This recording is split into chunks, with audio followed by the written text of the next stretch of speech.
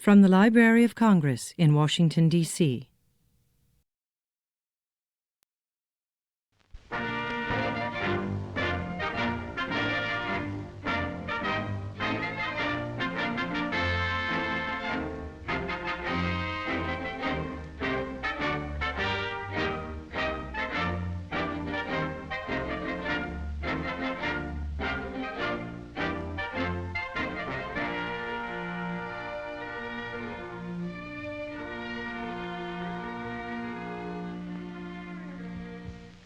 Under the spreading chestnut tree, the village smithy stands.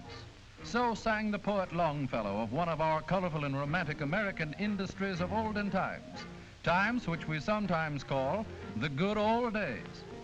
But just how good were the good old days? The blacksmith of olden times, a mighty man was he. He had to be. He was the steel industry.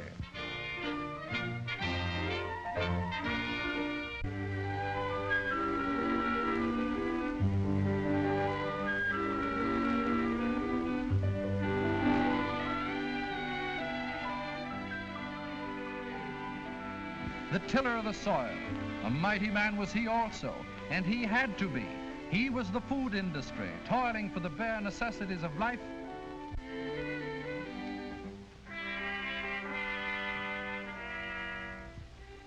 The woman in the home. Not often do you hear her grandchildren sigh for the good old days, not if they really know how she labored from dawn to dark.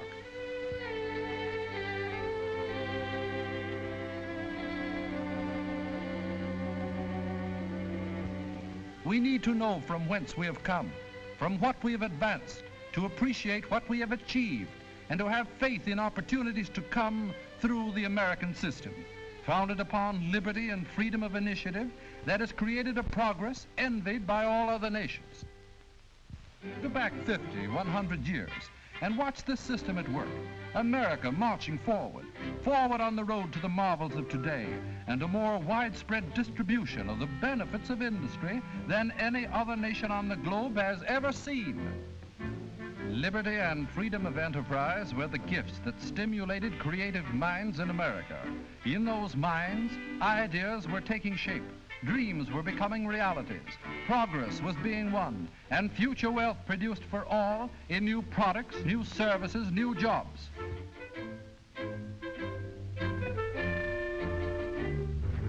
What an inspiration to our forefathers who toiled hard and long, if they could have seen beyond their horizon.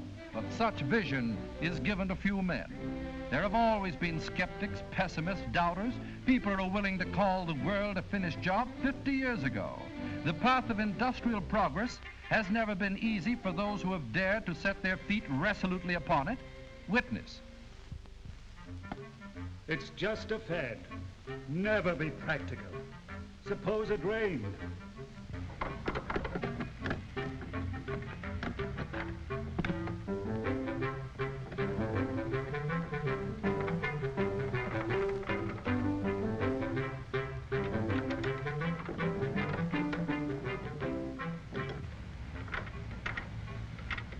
She won't run.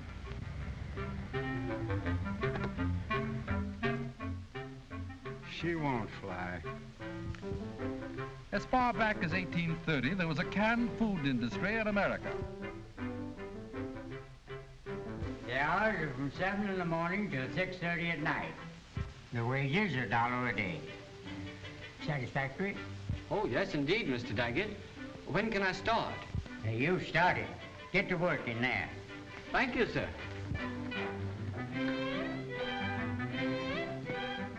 Hang your hat and coat over there.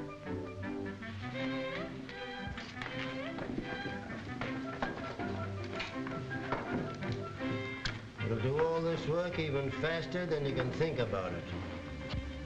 It's a can-making machine. Say, there's no future in this business if machines take our jobs away from us.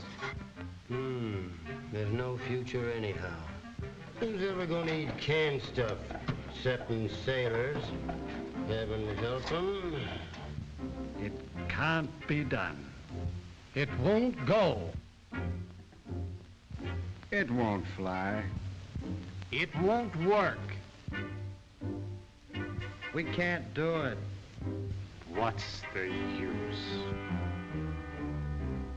And in spite of the dismal chorus that has ever been with us, America marches forward.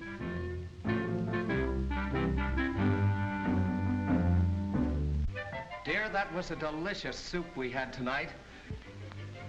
You sure can cook. I'm glad you think I can cook, dear. We have made progress. Inventive genius has brought us a long way from the toil and labor of the frontier home, far from the drudgery with tools that were mere extensions of a man's arms, and from the labors of the blacksmith, whose arms were like iron bands, but whose back ached with the endless drudgery of his daily task. Today, no spreading chestnut tree could cover the nation's smithy, the mills that require thousands of modern blacksmiths to meet the demand for steel. The pioneer's acre of wheat, which demanded of him the last ounce of his strength, now stretches out to far horizons, because American ingenuity has harnessed power and made it the servant of man. It is these new days and these new methods of modern industry that have provided progress, jobs, human comfort, and greater opportunities for more people than our forefathers ever dreamed of, by producing more of the things that people want. Progress, jobs, human comfort, and more wealth for more people. These things have not just happened. Science and industry have worked together to improve the old and to create the new. And even today, new methods and new things still in the development stage throughout the nation's thousands of workshops will create new opportunities, new jobs, more wealth for all in the years to come. The test tube of science holds television, the wings of tomorrow, new types of houses, air conditioning, streamlined trains. Unnumbered things will be developed because of this nation's imperishable heritage of life, liberty, and the pursuit of happiness.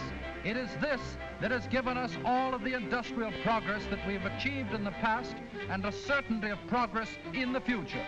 A certainty as long as this great gift of liberty, individual liberty to grow greater and better, is valued and protected. You are descendants of pioneers, but you are also pioneers. Opportunities still rise from every smokestack, every test tube, every laboratory, every workshop in the land. You have come a long way from the drudgery of the blacksmith shop and the hand labor of that day. But your journey forward has just started, because this is America. Where do we go from here?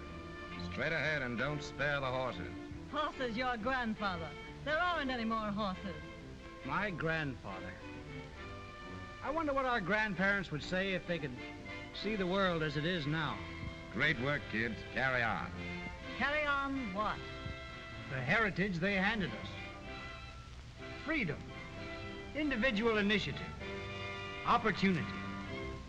Let's go, America!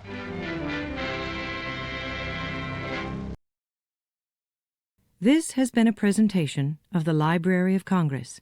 Visit us at loc.gov.